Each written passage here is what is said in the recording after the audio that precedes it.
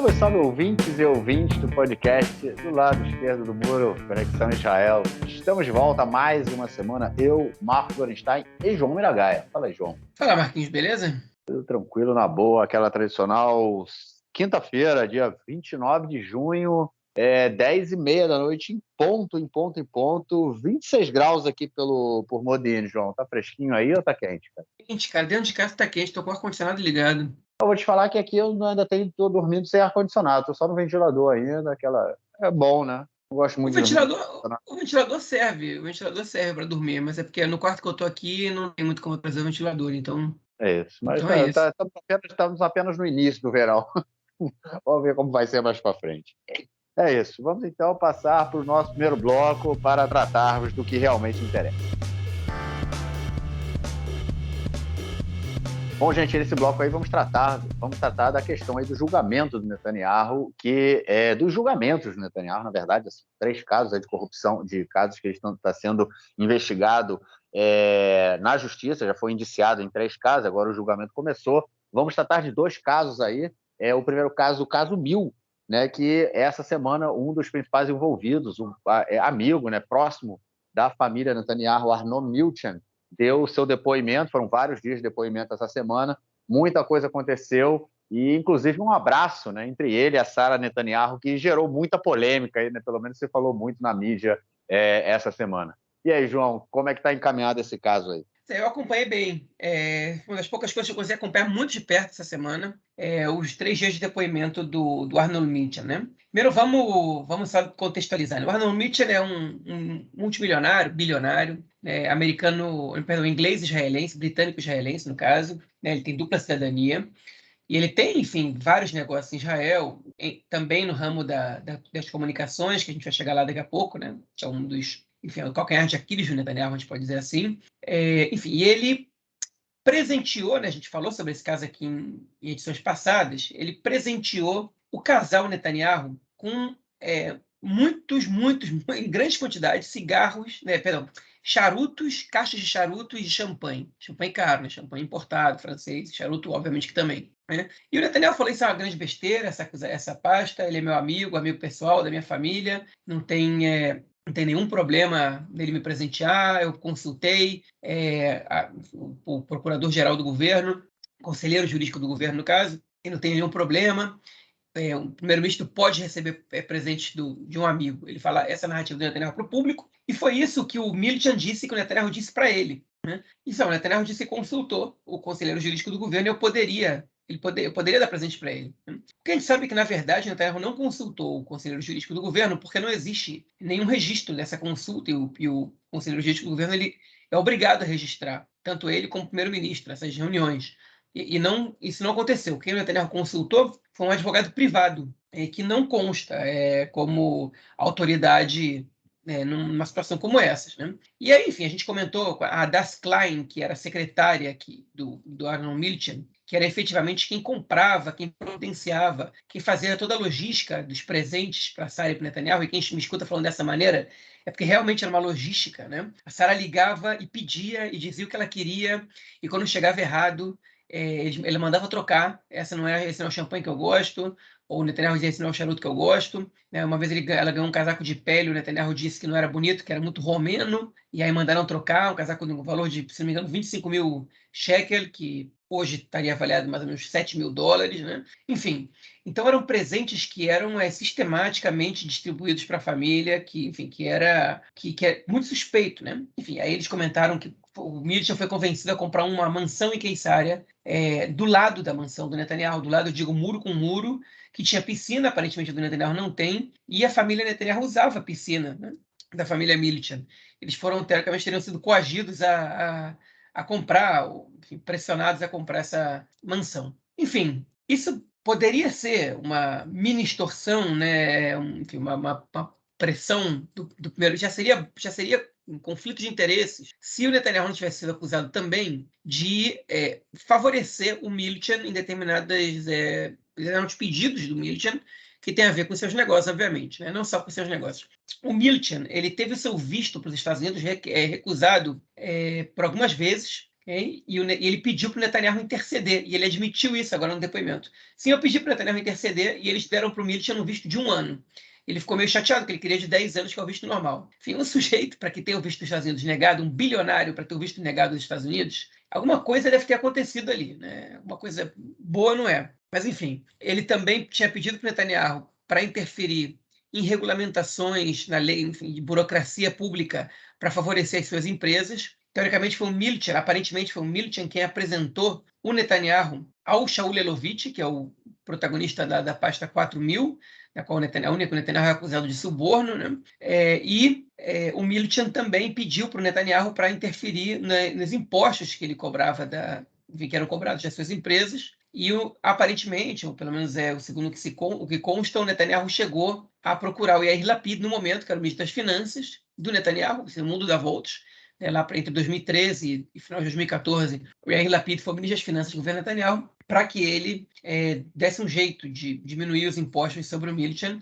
O Lapid ele não confirmou esse pedido no depoimento que ele deu na própria casa Netanyahu, quando o Lapid foi convocado a depor. Ele disse que ele conversou com o Milchan e o que ele disse foi nada foi feito em relação aos impostos. Então, provavelmente o Netanyahu se impediu, o Lapid não quis se entregar, não quis se queimar, e não comentou nada sobre isso, mas o fato é que teve a contrapartida. Então, os presentes, eles tinham o outro lado da moeda. Então, no mínimo, você tem aí conflito de interesse. E se você tem conflito de interesse, você tem abuso de poder, que é uma das acusações feitas ao Netanyahu, que é crime. A outra é fraude, né?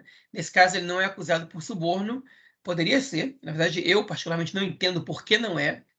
Mas, enfim, o fato é que o Milchan confirmou os presentes e tudo mais. No depoimento, o Milchan deu depoimento por Zoom. Foi muito diferente, né? Ele está na Inglaterra, ele se recusou a vir a Israel, estava com problemas de saúde e tal, e ele deu o depoimento por Zoom.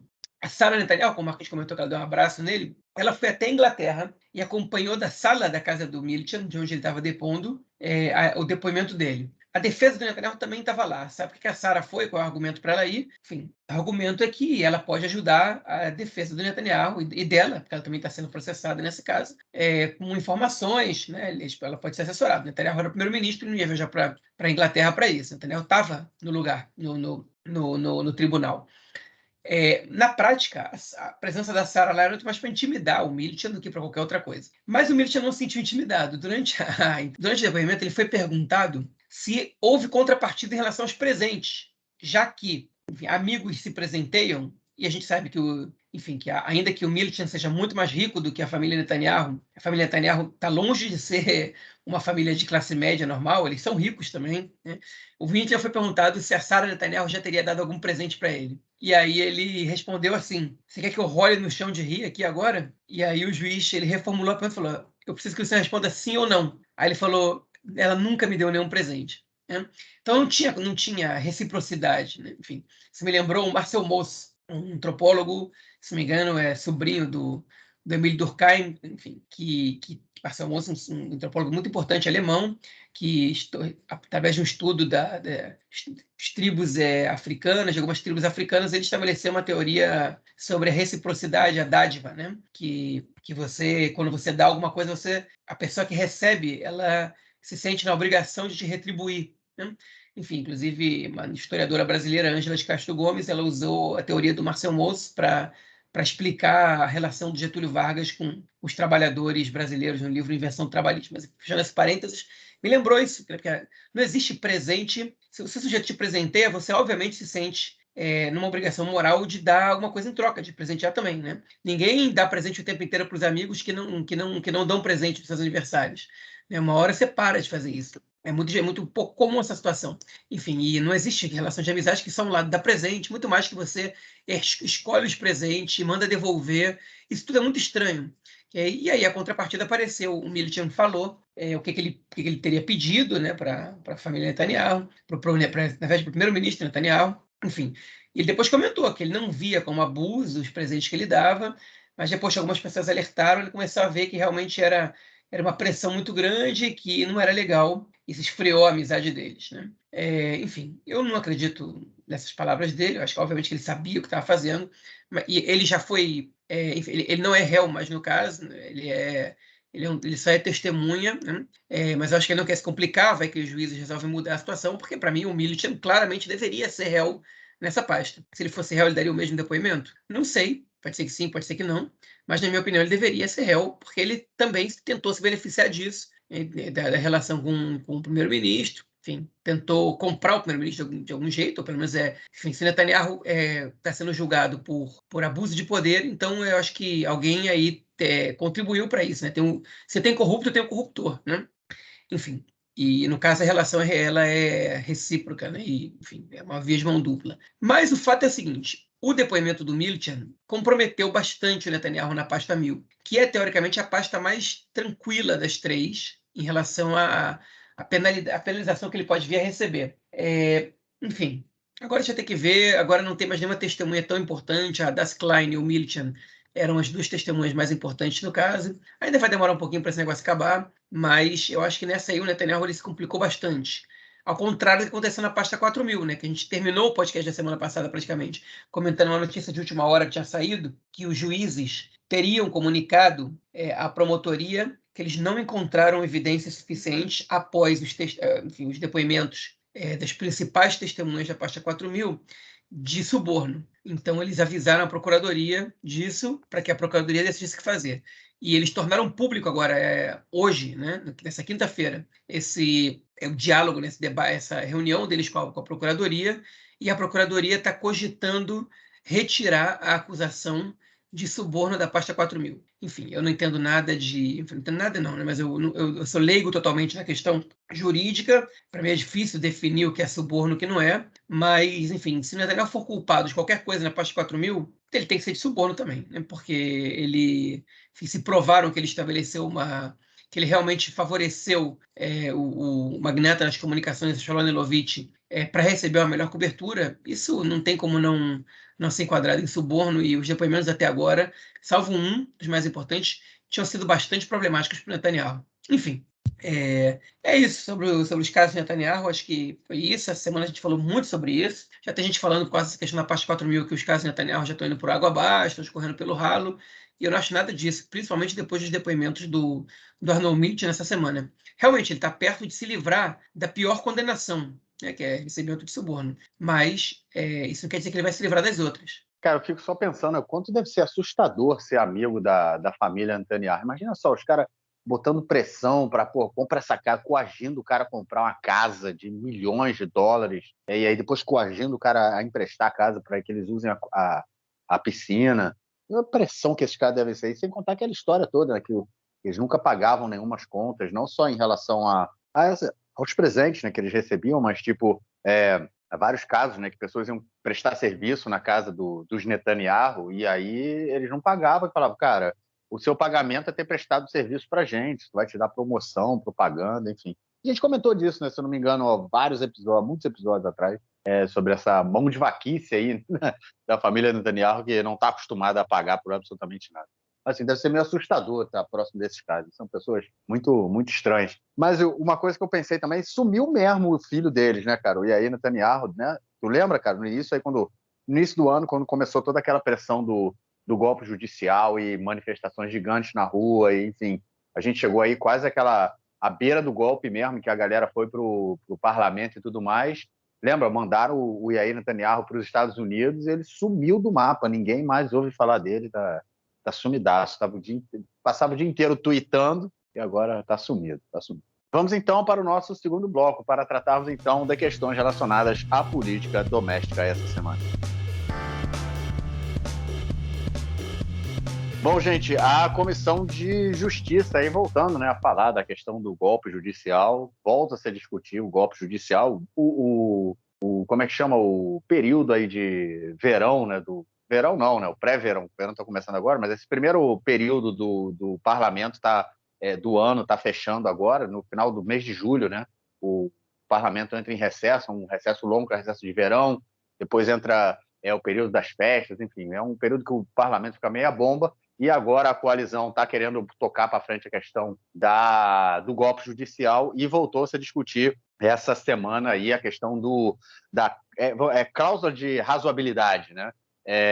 E a gente comentou disso na semana passada, só que essa semana, como a coalizão voltou a discutir na Comissão de Constituição e Justiça, os protestos também voltaram, inclusive foi acordado, foi um dia dessa semana, com várias buzinas e gente passando para ir para a casa do ministro da Justiça, que mora aqui na cidade onde eu moro. 6 e tal da manhã, já tinham centenas de pessoas na frente da casa dele, tocando terror, porque falaram que essa reforma não pode passar. E aí, cara, como é que foi o andamento do golpe judicial essa semana? Pois é. Enfim, eles tentaram. A gente comentou assim na semana passada, né? Eles tiveram que adiar por causa da violência. Essa semana a comissão voltou a falar sobre isso. Eles não apresentaram ainda a lei para votação na Knesset. Eu tenho muita desconfiança, tenho muitas dúvidas que eles vão levar isso em frente, né? Enfim, era para ter no domingo já ter apresentado e ficar a semana discutindo isso. Eles estão começando pela lei mais tranquila, supostamente. Okay? Isso aqui para a oposição isso é um problema, porque essa era um projeto de lei que a oposição e o governo tinham concordado, né? Pelo menos aparentemente era que eles estavam mais próximos de concordarem nos acordos que eles estavam fazendo na residência do presidente. Então, para a oposição, isso é uma grande provocação, começarem justamente por essa lei, porque sendo que eles estavam mais próximos de concordar, eles já vão forçar a barra, imaginando que eles estavam distantes, né?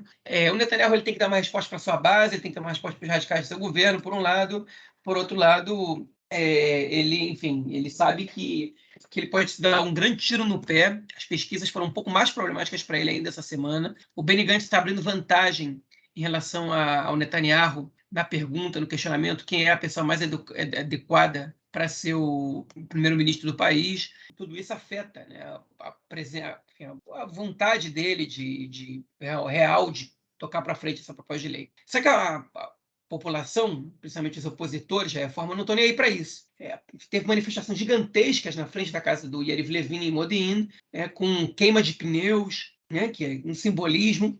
Aí, obviamente, o governo, que é a coalizão, começa a falar de violência dos manifestantes, e blá, blá, queimando pneu, né? E as pessoas que não abrem a boca para falar dos colonos quando eles vão lá e queimam os carros e as casas e apedrejam, jogam coquetel molotov das pessoas, enfim, mas queimar um pneu na rua que é o problema, né? Falando aí, não sei que estavam contra o aquecimento global, estão queimando pneu, enfim, realmente é isso aí que afeta o aquecimento global, né? Queimar 2 pneus aí na frente da casa do Yariv Levin. Você vai ter que discordar se tem que queimar pneu ou não, isso e aquilo, mas pelo amor de Deus, né? Enfim, a forçação de barra da narrativa da coalizão, ela é tosca demais, né? Eles dizem que desobediência civil é violência, que fechar rua é violência, né? E eles não olham para o próprio espelho para ver o que os partidários deles fazem.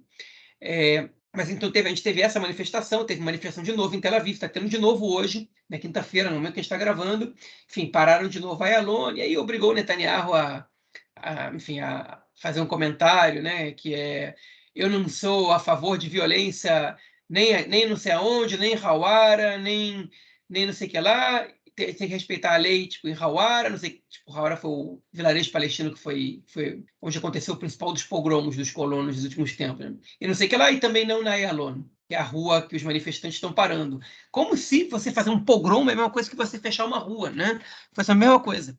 Enfim, isso é você brincar com a inteligência da população, na verdade. Enfim, o Netanyahu acha que ele é o rei da retórica e que isso por si só garante ele, não entendeu que as coisas mudaram e que ele não está em vantagem, né? Que a população apoia os protestos, a maioria da população. Enfim, e que isso não cai bem para ele.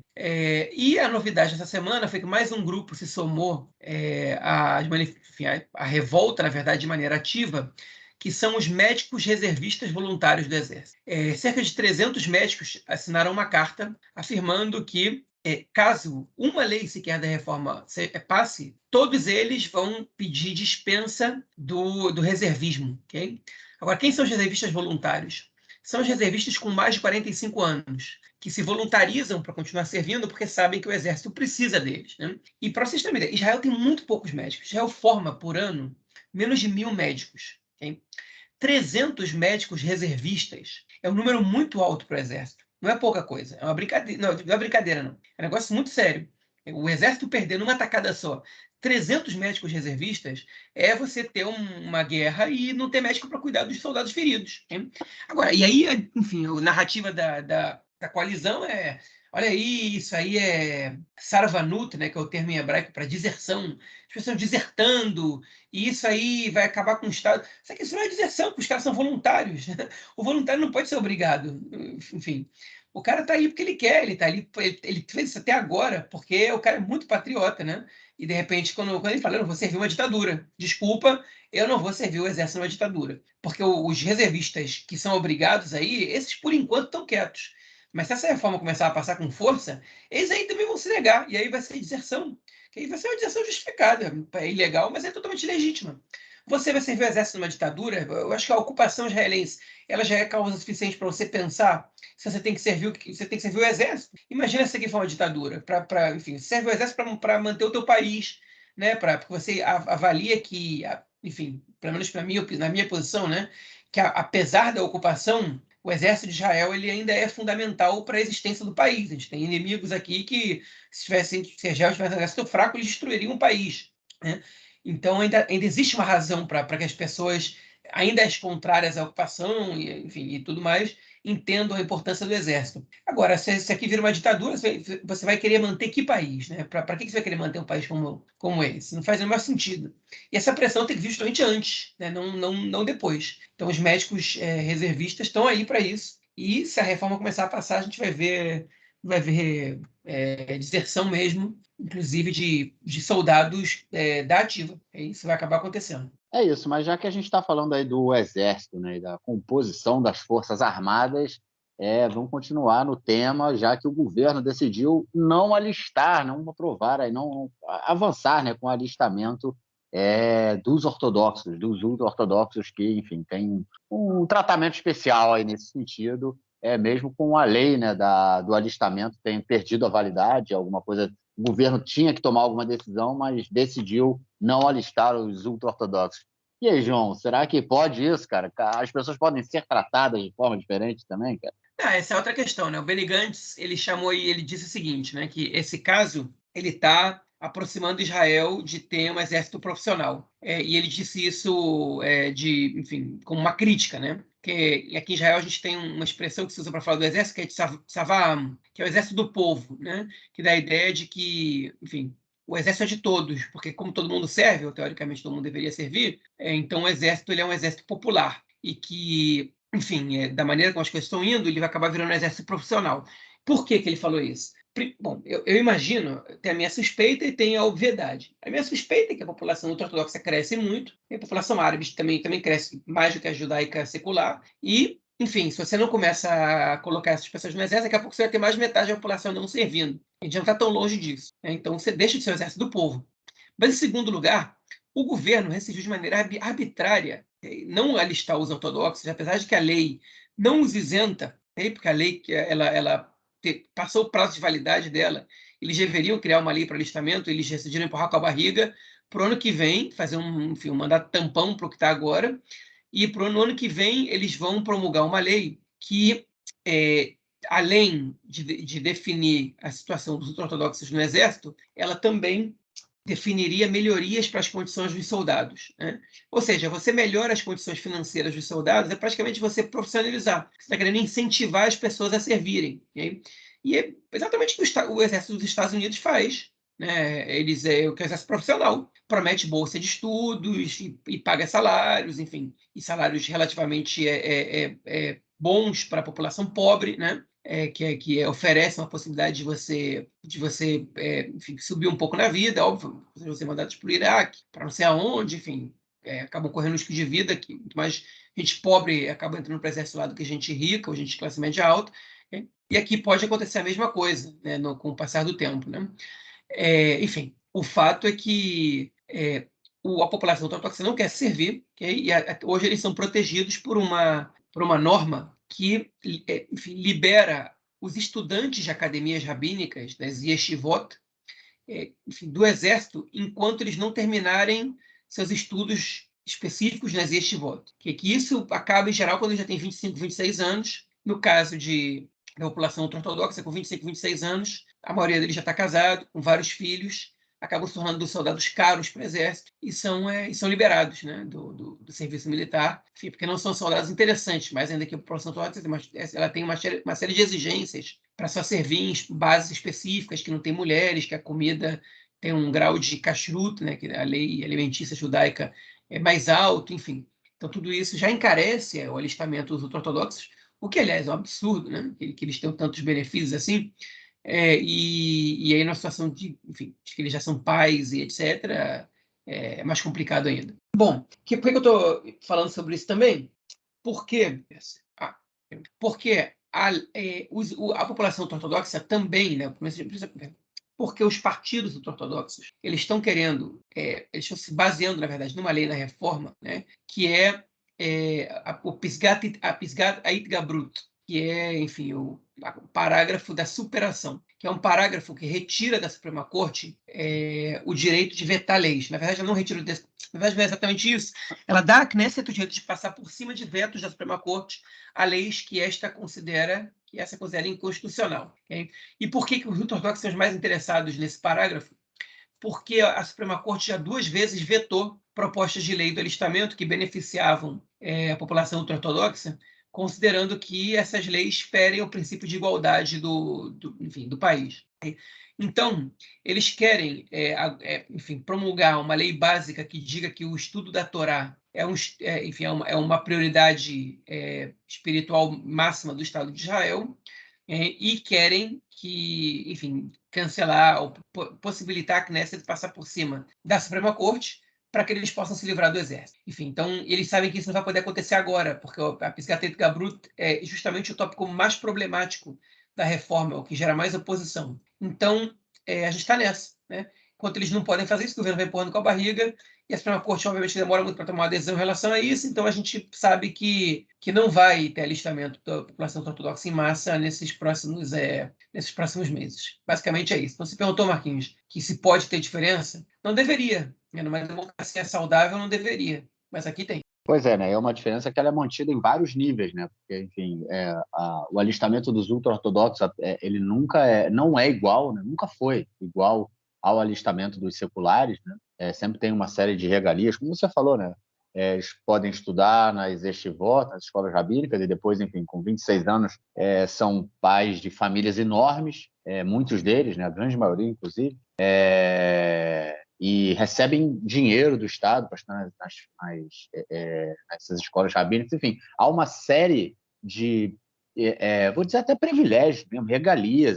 Não são, acho que não há outra forma de definir isso. Que a população ultra-ortodoxa ela recebe do Estado e não dá absolutamente nada em troca, né? É uma coisa impressionante. E o poder que eles têm nessa questão toda também é uma coisa absurda, né? Eu acho que vem aí de anos de história em que inclusive da época lá do Ben Gurion, né, que era importante para ele ter os ultra-ortodoxos do lado, que os ultra-ortodoxos, a gente comentou isso, né, muito tempo atrás, na época das eleições, né, quando teve aquelas 5 rodadas de eleição seguidas, a gente comentava muito isso, que os ultra-ortodoxos, né, durante a boa parte da história do país, os partidos, eles agiam muito como o PMDB no Brasil, né, o MDB, sei lá como é que chama mais, que é aquele negócio, não importa quem está no governo, seja a direita ou a esquerda, né?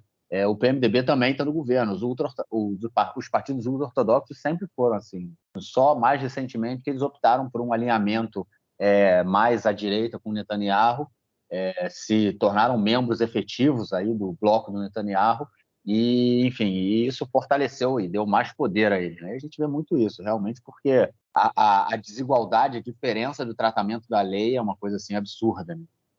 Chega a ser enfim, torce o estômago. Mas é isso.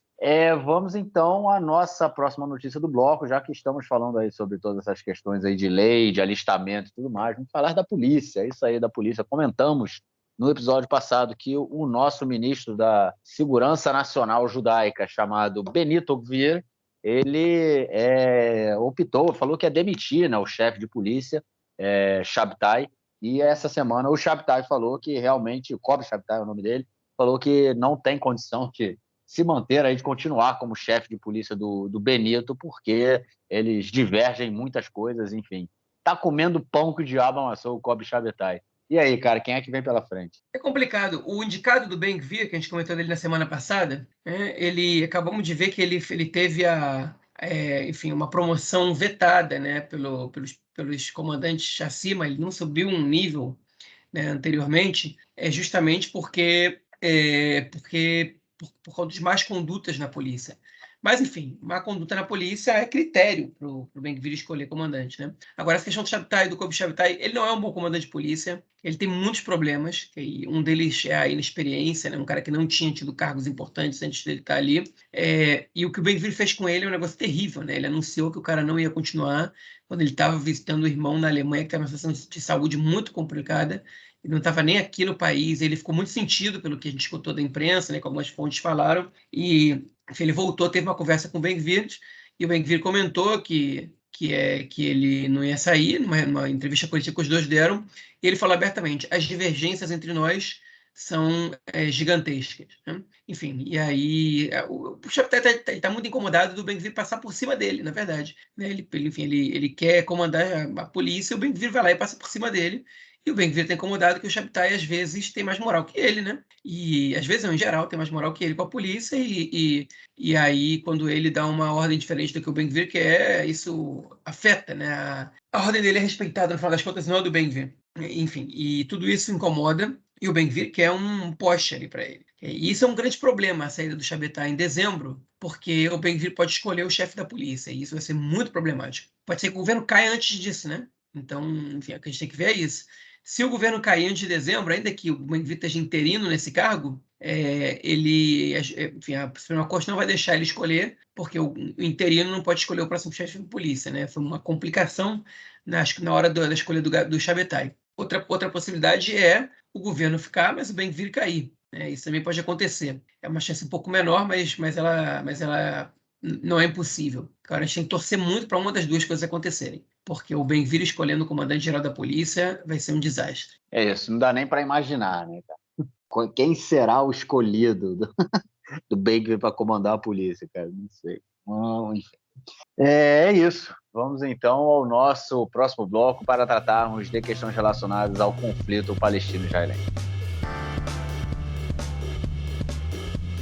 Bom, e a nossa primeira notícia do bloco é para comentarmos aí de toda essa confusão, né, desse conflito interminável, né, na Cisjordânia, que a gente está aí há meses já acompanhando, há anos já acompanhando, né? O último ano, cabe lembrar também que o último ano do governo anterior foi um ano também extremamente violento na Cisjordânia.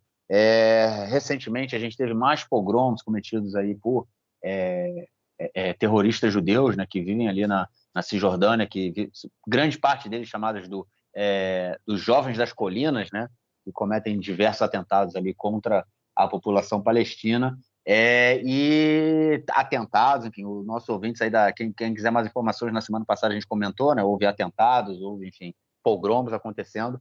E, João, você ouviu o episódio do podcast do Haaretz essa semana, cara? Porque eu estava ouvindo, e uma das pessoas entrevistadas foi a colunista do jornal, né, chamada Amira Hass. Ela vive em Ramallah, né, há anos já.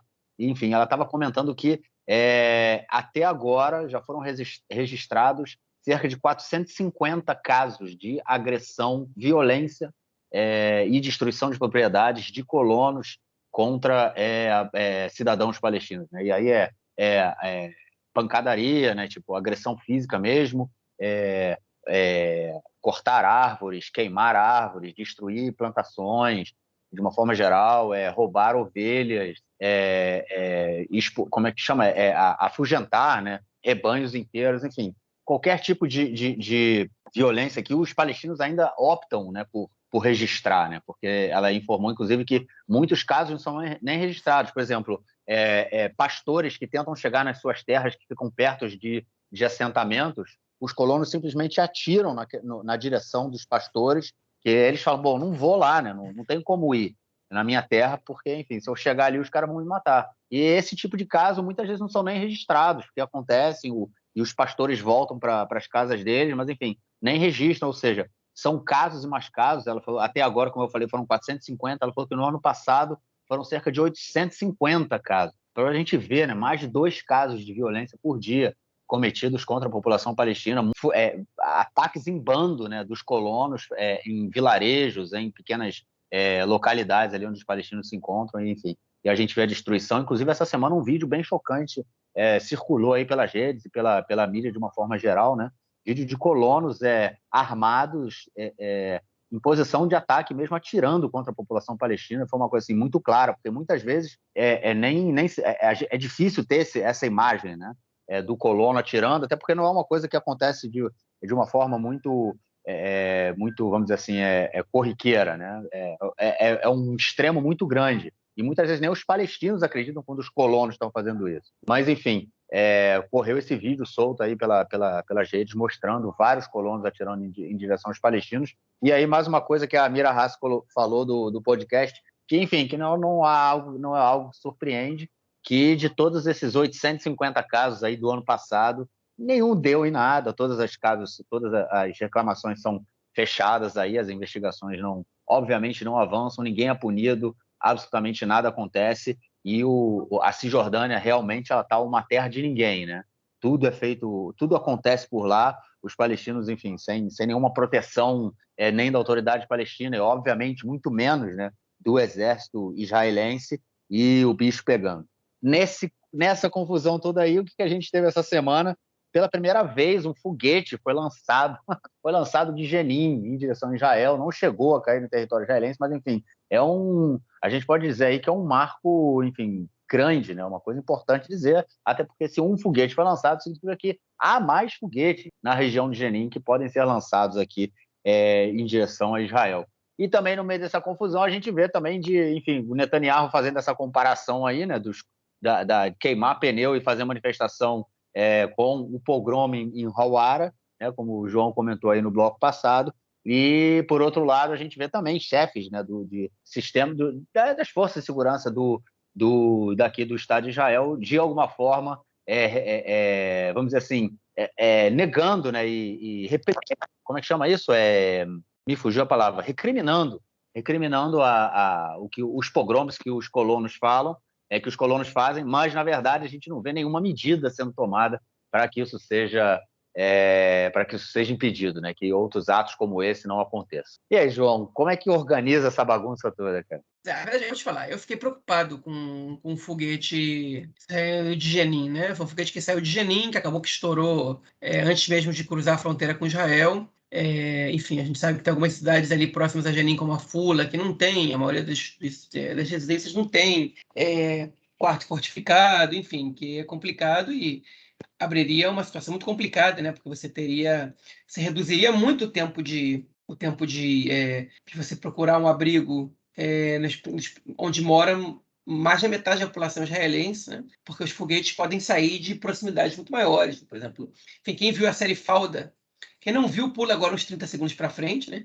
Mas na série Falda ele simula uma situação parecida com essa, na quarta temporada, né? Com foguetes saindo da Cisjordânia, e eles falam, eu não sei quantos mortos, porque realmente eles citam justamente a proximidade entre Calquília e Kfar Saba, né, que fica ali do lado. Eu morava ali em Kfar Saba, ali do lado. Enfim, o Marquinhos que mora do lado de Ramala, Modena é do lado de Ramala, né, e por aí vai.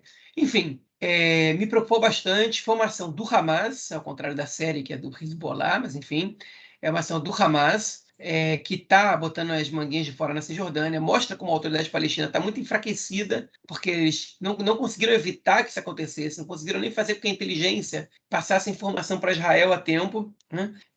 Enfim, então um cenário bastante preocupante, né? Preocupante muito mais pelo enfraquecimento da autoridade palestina do que pelo caso do foguete, porque o foguete podia ser uma coisa isolada, mas no caso não é, né? Enfim, e a gente está vendo um cenário de muita instabilidade na Cisjordânia. A Gaza está até razoavelmente tranquilo, né? A gente está tendo, enfim, violência de colonos um número bastante alto. A verdade é que a Amira Haas, no mesmo podcast do Aretz, ela comentou que, para quem acha que esse número de 450 é muito alto, no ano passado foram 861, se não me engano, né? Enfim, que era outro governo no ano passado. Esse governo novo vai começar em janeiro, né? Então ela comentou que, tipo, nesse ritmo que a gente está, o número vai ser muito parecido, não é um fenômeno que muda de governo para governo, né? Ainda que ela comentou, ainda que a violência esse ano ela se intensificou no modo como ela vem, na gravidade. A quantidade de casos ela é semelhante, né? Enfim, e o próprio Naftali Bennett, ele era um cara cheio de pé atrás para condenar violência de colonos. O governo anterior fez acordos com os colonos que passaram por cima, inclusive, das normas, das leis estabelecidas, da jurisprudência da Suprema Corte, né, em Eviatar, em Romas, e agora, enfim, o preço que a gente paga também tem a ver com isso, né? O Bennett, vale a pena sempre lembrar, ele foi o Mancal, que é o CEO do Conselho de Esha, que é o Conselho da Judéia e Samária, que é basicamente o lobby dos colonos, né? Enfim, então esses pogromos eles estão acontecendo com mais frequência, a violência dos colonos está acontecendo com muito mais frequência, eles são muito próximos de pelo menos 3 ministros do governo, pelo menos eu digo. Enfim, a gente sabe que enfim, a polícia deixou soltar para a imprensa, né, oficiais do alto escalão da polícia, que pessoas muito próximas de 3 ministros, que são, no caso, o Ben-Gvir, o Smotrich e a Orit Struk, têm contato direto com a Juventude das Colinas, que é o principal movimento de colonos, de terrorismo colono, né? Que é um grupo antigo e que está crescendo nos últimos anos, que são os mesmos que constroem assentamentos ilegais e que brigavam antigamente com a polícia, que batiam em esquerdistas que iam fazer manifestações nos territórios e que, enfim, agora estão atacando as comunidades árabes num ritmo muito mais acentuado, com muito mais violência. Não que eles não atacassem antes, mas agora está pior. Até porque eles têm o respaldo do próprio governo. E o Netanyahu, quando vai condenar, ele condena comparando isso com desobediência civil, como eu comentei isso antes.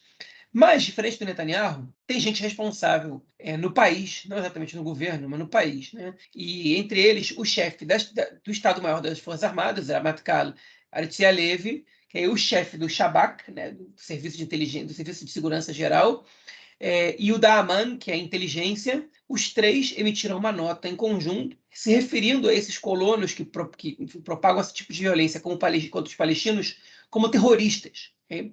O que incomoda muito o Ben-Gvir e o Smotrich, né? E, enfim, toda essa galera da ala deles. Todos eles foram criticar essa declaração, todos eles foram falar que eles não tinham que estar se metendo nisso, e que, enfim, que o inimigo deles era outro. O Ben-Gvir ele foi o que fez a declaração mais inteligente, no caso das três. Ele falou: olha só, vocês querem usar a prisão, vocês chamam eles de terroristas, daqui a pouco vão querer usar a prisão administrativa para eles, e vocês vão criar heróis aí. É um bando de criança com o nariz escorrendo, foi essa expressão que ele usou, e vocês vão transformar em heróis, se vocês prendem eles. Eu acho que não, você vai transformar eles em presidiários mesmo, né? Até porque, enfim, não dá muito para você aumentar o heroísmo deles em relação à sua base, porque a base deles é pequena, relativamente, apesar do estrago que eles fazem ser grande. Mas os três foram condenar. E o comentário mais infeliz foi o da Orit Struk, né, que habitante de Hebron, diga-se de passagem, uma dos 600 judeus que vivem em Hebron, que falou: quem vocês pensam que são?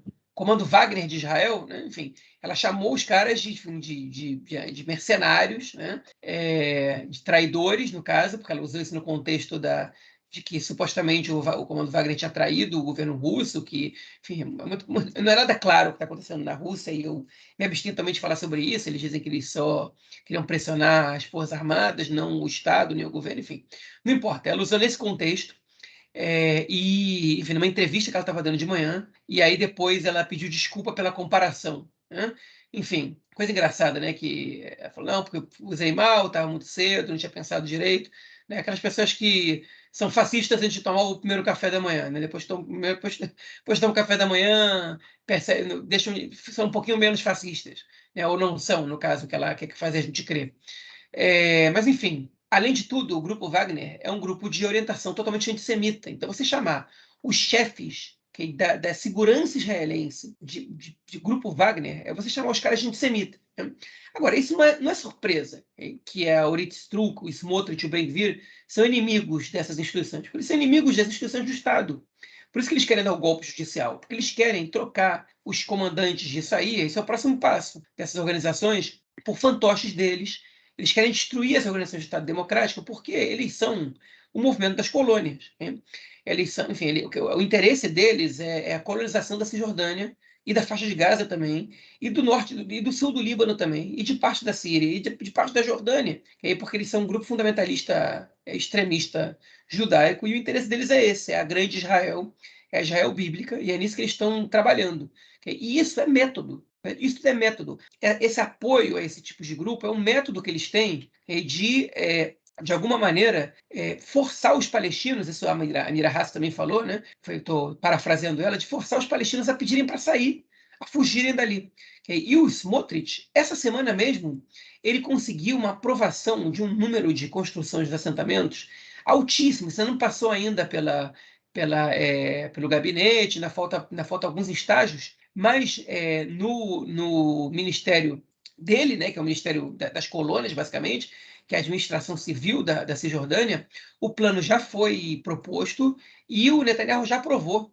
E o Gallant, que é o ministro da Defesa, também. Então, o Smotrich, ele, enfim, é um desastre como ministro das Finanças, né? Ele, enfim, ele comete erros do ponto de vista internacional, né? Quando tenta falar inglês, quando faz um discurso totalmente equivocado em Paris. Mas, para o objetivo dele interno, ele é muito competente para o projeto dele, que é assentar e assentar e tomar conta enfim, da Cisjordânia e que ela passe a ser parte do território israelense.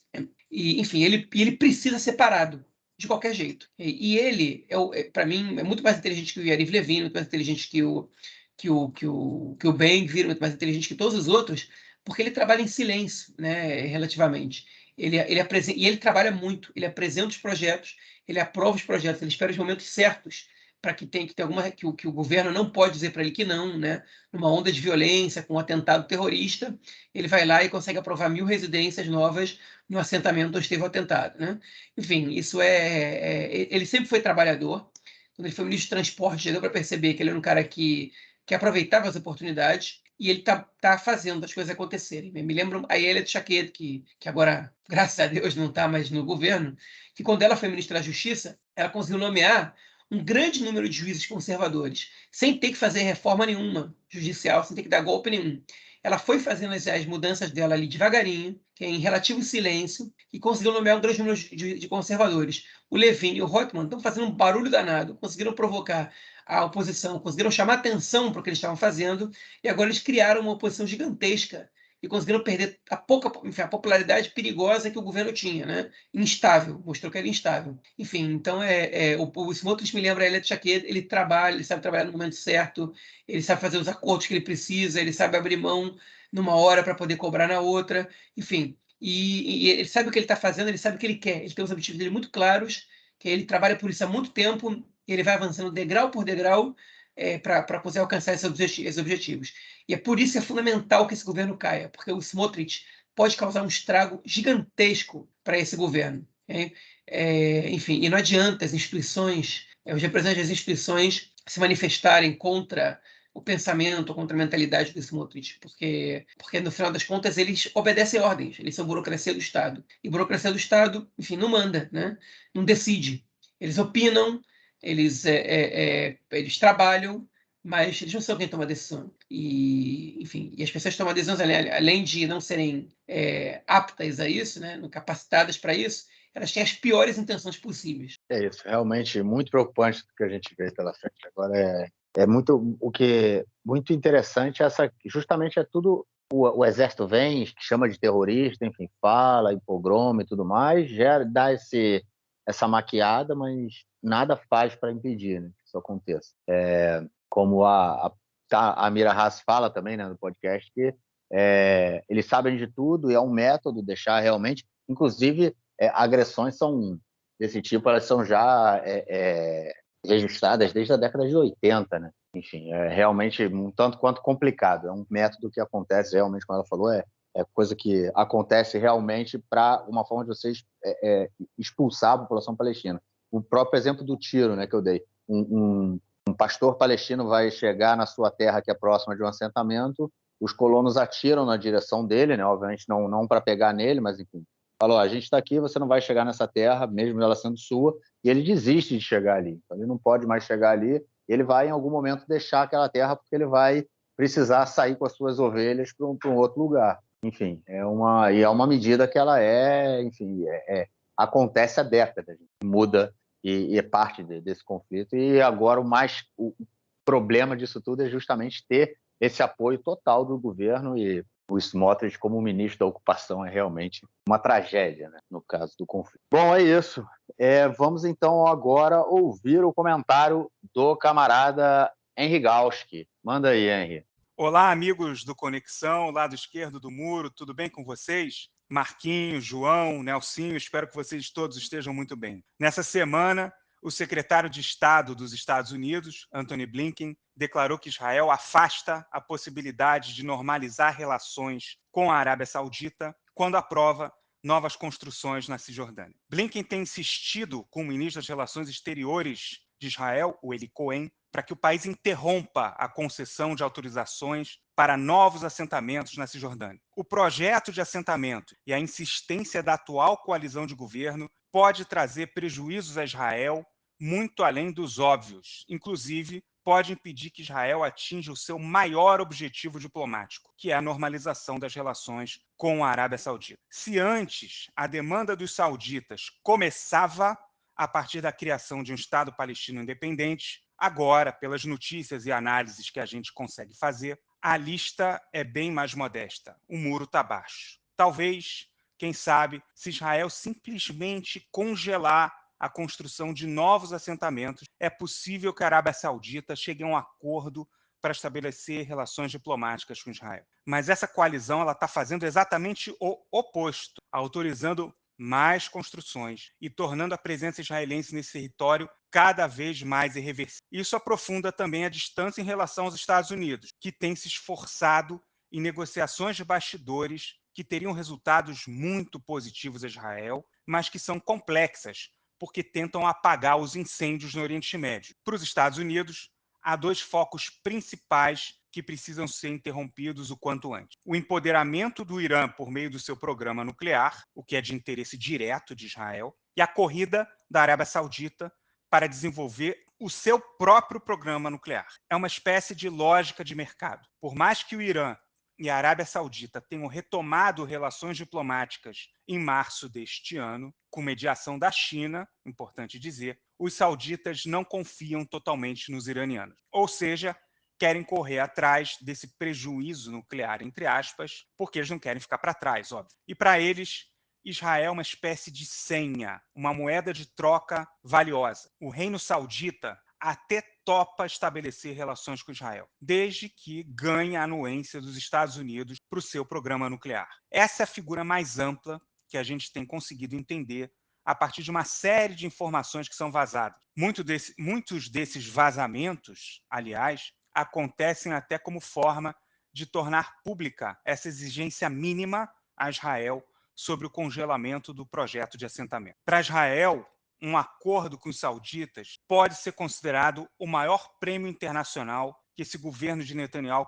pode alcançar. Seria como completar, entre aspas, o álbum das monarquias sunitas do Golfo Pérsico. Israel não tem acordo com todas as monarquias do Golfo Pérsico, mas tem com Bahrein e Emirados Árabes Unidos, nos chamados Acordos de Abraão em 2020. Desde então, Israel mira a Arábia Saudita, a maior economia entre todos os países árabes do Oriente Médio. Os sauditas estão entre as 20 maiores economias do mundo e são os maiores produtores de petróleo entre os países da OPEP, a Organização dos Países Exportadores de Petróleo. E, mais importante, a Arábia Saudita lidera o bloco dos países sunitas do Golfo. Mas, para atingir esse objetivo, Israel precisa fazer, como já disse, um esforço mínimo, mas que parece um tremendo desafio nesse momento. Segurar, frear os ímpetos dos elementos mais radicais que hoje controlam 20% dos cargos do governo. E que, claro, sonham com a possibilidade de anexar a Cisjordânia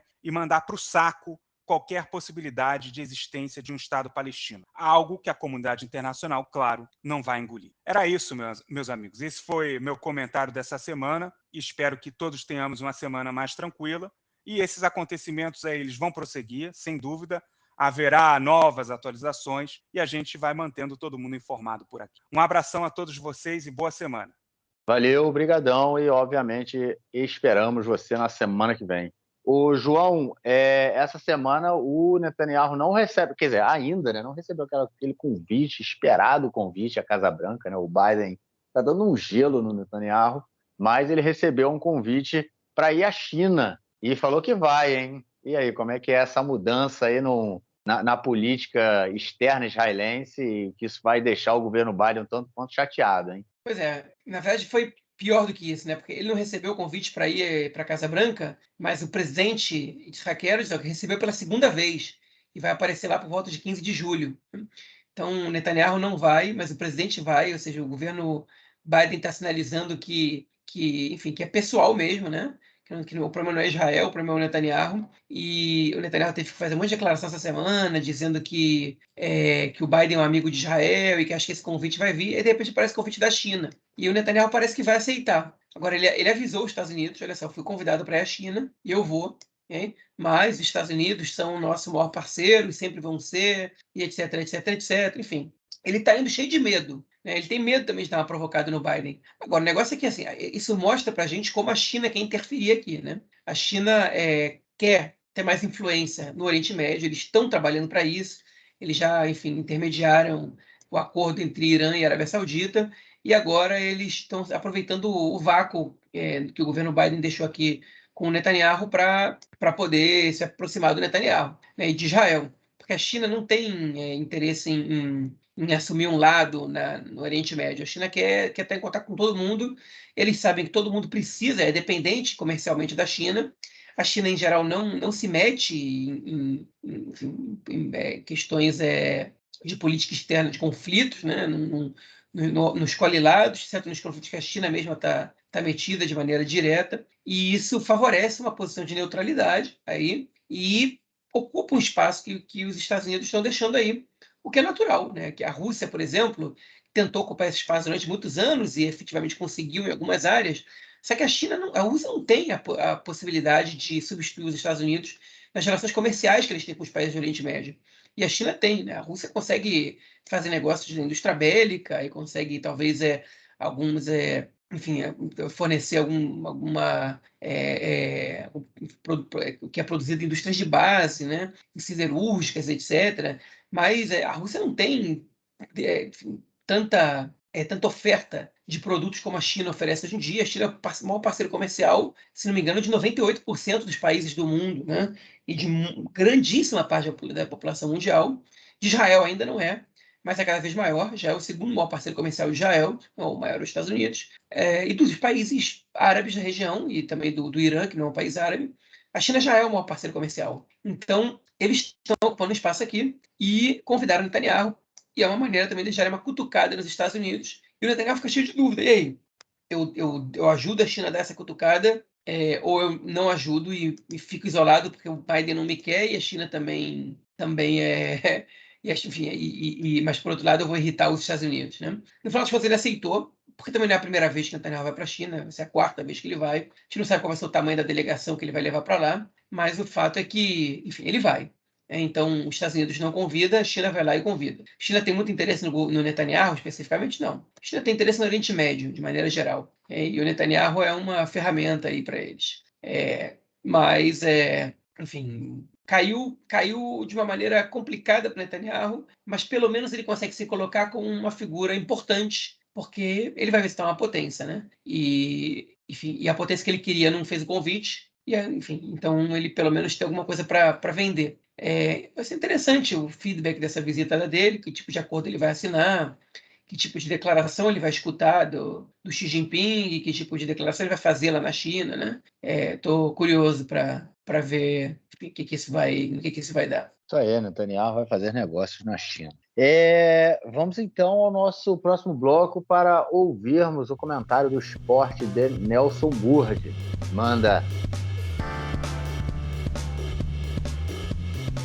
Meu caro Gorenstein, amigos do Conexão Israel, do lado esquerdo do muro. Mandar um abraço para o João, que está trabalhando bastante neste verão israelense, ele que se dedica à área do turismo. Campeonato Europeu de Futebol Sub-21, Eurocopa Sub-21 do futebol masculino, Israel classificou-se para as quartas de final.